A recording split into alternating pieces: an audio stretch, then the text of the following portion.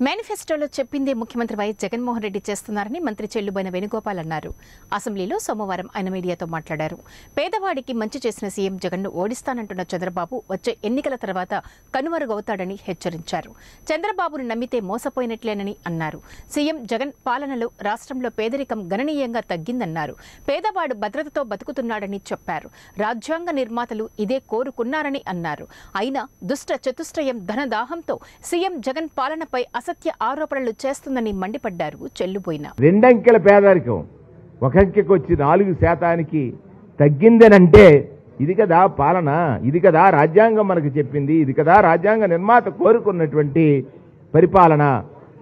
ఈ పాలన మీద దుష్ట చతుష్టయం అనొచ్చు. ఎవరైతే కొంతమంది వాళ్ళ ధనదాహానికి వాళ్ళు అనేకమైనటువంటి అసత్య ఆరోపణలు చేస్తూ ఉన్నారు.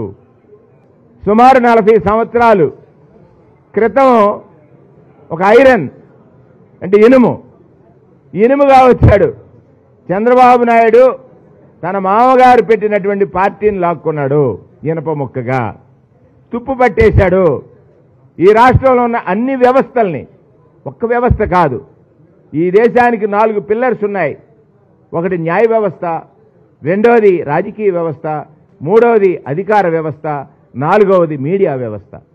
అన్ని పిల్లర్ని కూడా తుప్పు పట్టించేశాడు.